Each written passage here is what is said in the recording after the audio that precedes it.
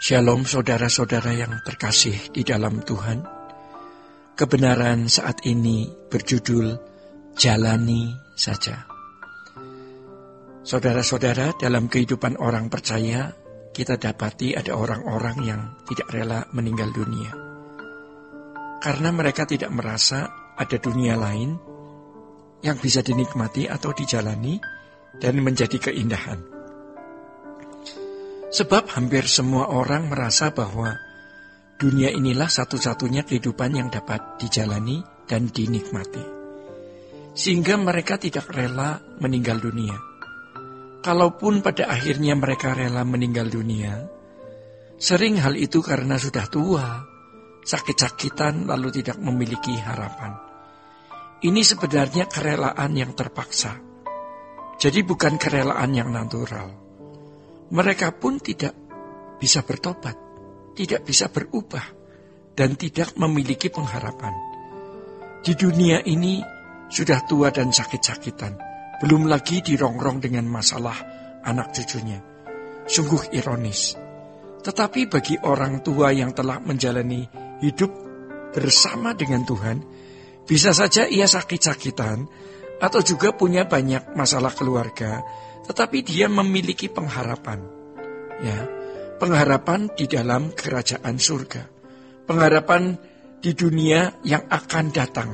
Maka kerelaannya untuk meninggal dunia adalah kerelaan yang baik, yang benar, yang natural, dan yang kudus.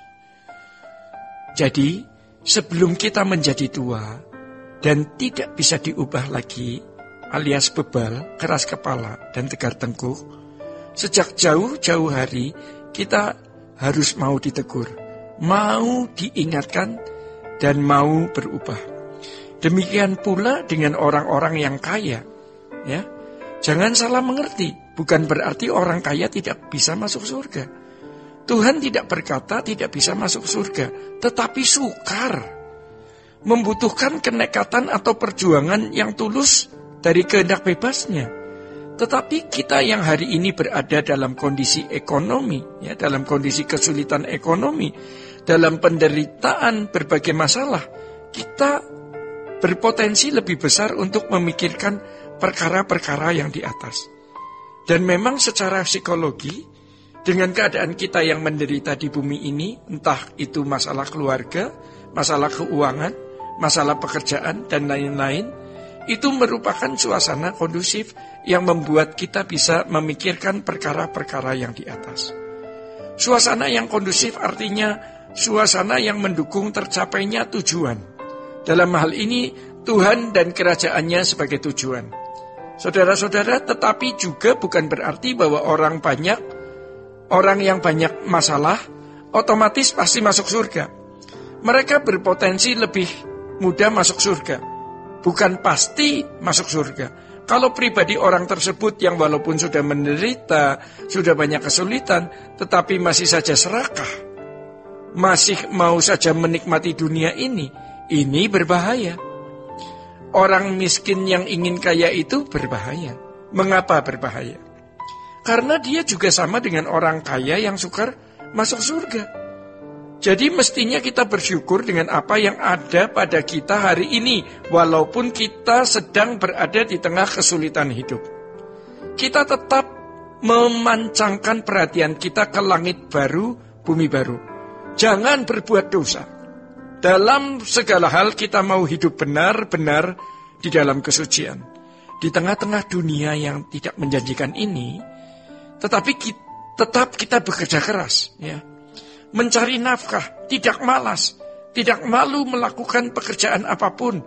Yang penting, tidak melanggar etika kehidupan, demi bisa hidup melangsungkan hidup dari hari ke hari. Itu cukup, jalani saja.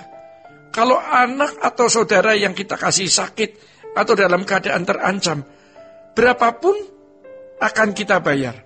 Kita tidak membatasi, termasuk harga diri pun kita rela korbankan. Asal orang yang kita kasih dapat sembuh atau bebas dari masalah. Ingat, ya, ketika Yakub dikabarkan bahwa anaknya Yusuf mati dicabik bahwa anaknya yang bernama Yusuf mati dicabik-cabik binatang buas, padahal sebenarnya Yusuf dijual kepada pedagang budak ke Mesir. Yakub seperti masuk liang kubur, habis hidupnya. Ya, perasaan seperti itu mungkin pernah kita alami, dan kita rela berbuat apapun demi anak atau demi orang yang kita kasihi. Mengapa untuk kerajaan surga kita tidak berani berbuat demikian? Saudara-saudara, maka jangan menarik hari kemarin pada hari ini, dan jangan menarik hari esok untuk hari ini. Seperti firman Tuhan katakan, kesusahan hari ini cukuplah untuk hari ini.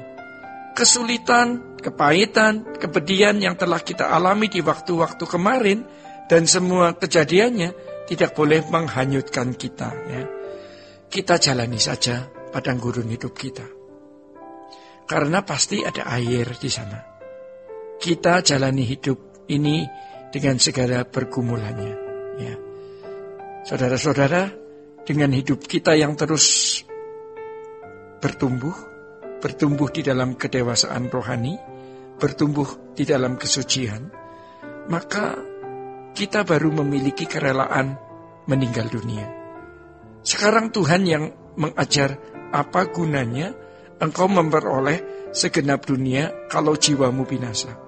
Kita bersyukur kalau kita bisa merenungkan hal ini, bisa menghayati hal dan menyadari betapa hebat kerajaan surga itu, sehingga kita bisa rela kehilangan apapun demi kerajaan surga. Demikian kebenaran saat ini. Tuhan Yesus memberkati. Sola Gracia.